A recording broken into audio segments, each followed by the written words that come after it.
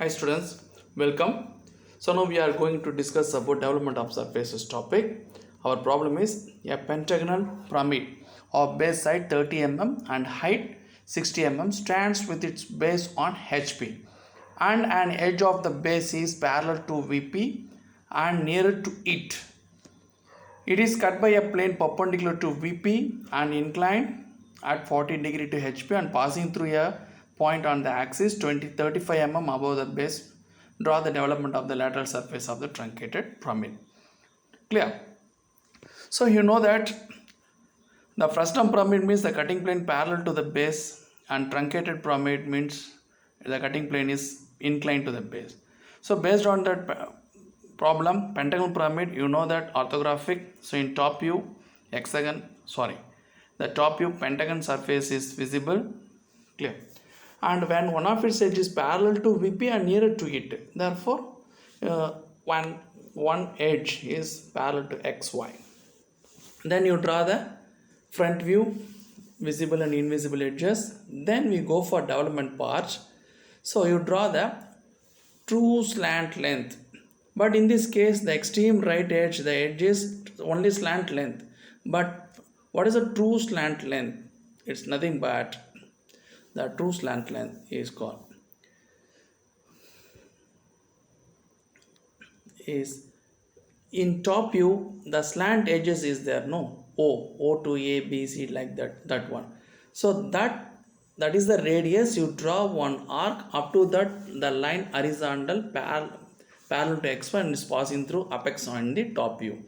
So that is the point.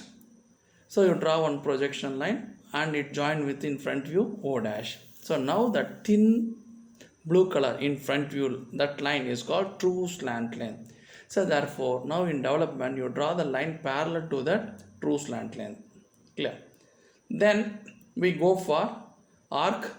It is the radius is equal to true slant length and center is o, clear. Then you mark 5 arcs. The arc size is equal to base sides of the polygon. So in our problem it's a 30 mm is a given the pentagon size. So therefore check initial point as the center, 30 mm as the radius, and before that you assign that letters in top view without dash and front view with the dash also. So then now in OA capital letter in development portion, you draw the arcs, pentagon 5 arcs, each arcs are 30 mm each. Then you join all the points from O in development portions, clear.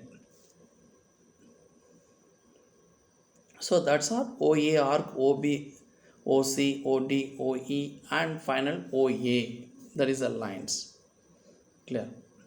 So these are A, B, C, D, F. So now the line joining A to B, B to C, C to D, it is a straight line because it is the base is straight edges because it is a pyramid, clear. Therefore A to B, B to C, C to D and finally E to A, these are straight lines,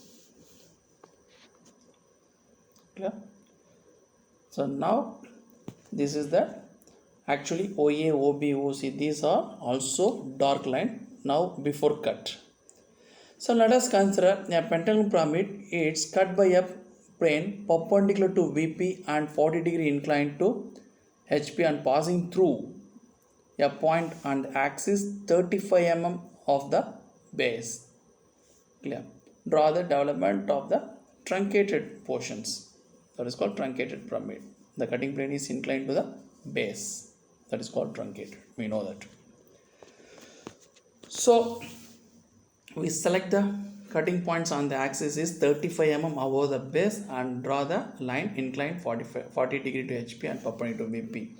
So it's cut all the slant edges, clear. So before cut the green portions are complete portion pentagon pyramid.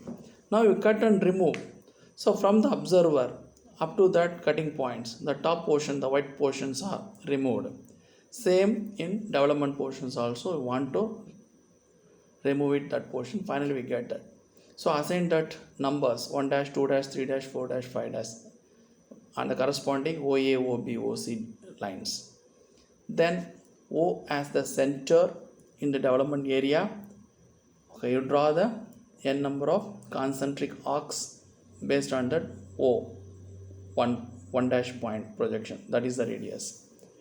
Next O2 2 5, that is the radius, like that. Then you assign the numbers 1 2 3 4 5 and 1 and the corresponding OA, OB, OC respectively. Clear? Then you join 1 to 2, 2 to 3, 3 to 4, 4 to 5 and 5 to 1 by a straight line. Because in a truncated pyramid, so that cutted portions also by straight line. So this is the part after removal. Clear? Thank you.